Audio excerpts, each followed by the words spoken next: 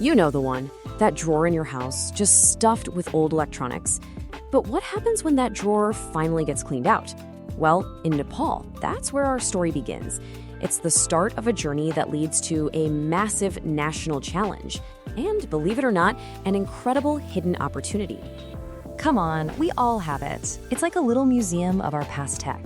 We hang on to these things, just in case. Or maybe we just have no clue what else to do with them.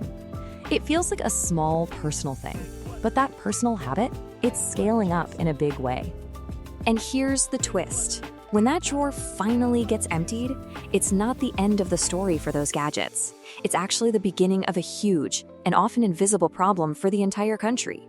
So just how big of a problem are we talking about here? Let's talk scale, because honestly, the numbers are pretty staggering.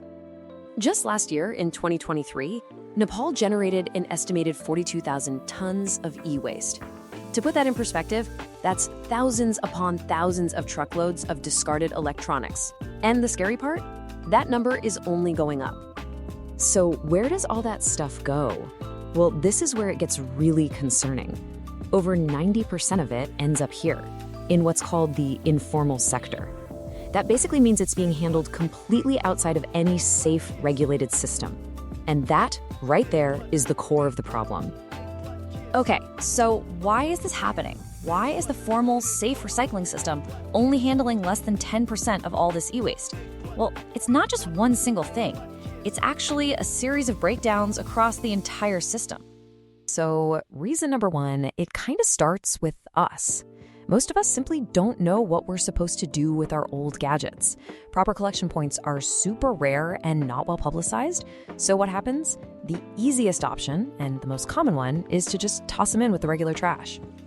But here's the thing. Even if every single person wanted to recycle properly, the country just doesn't have the capacity.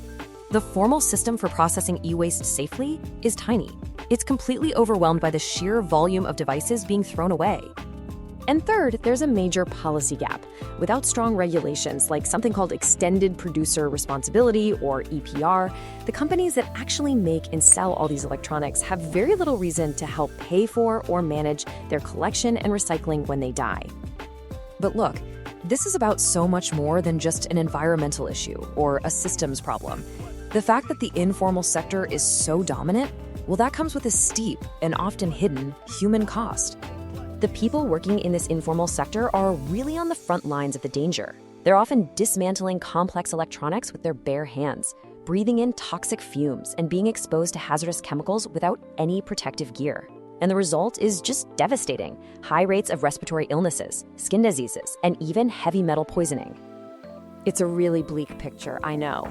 So, is this just an unavoidable consequence of our modern lives? A story of waste and harm with no good ending?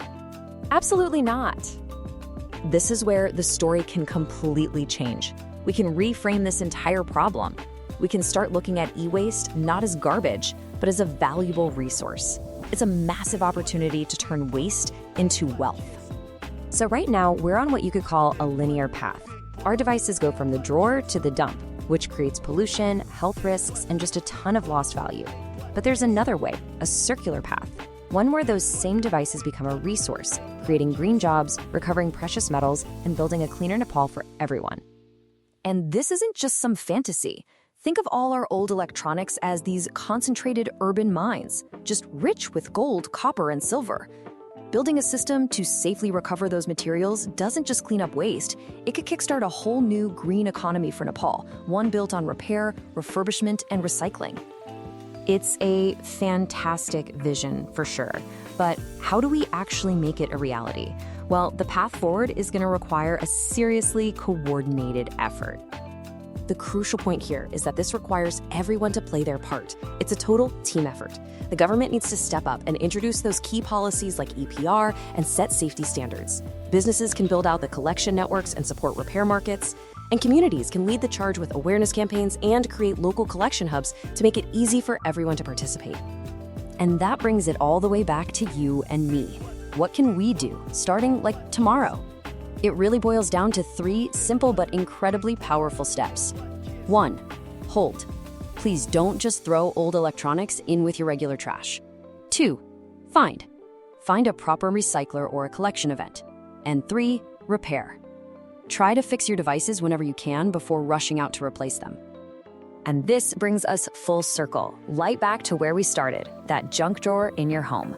Right now, it holds a choice. Will its contents become a hazard, adding to pollution and harm, or will they become a valuable resource, helping to build a new, greener economy for Nepal? The next step is yours.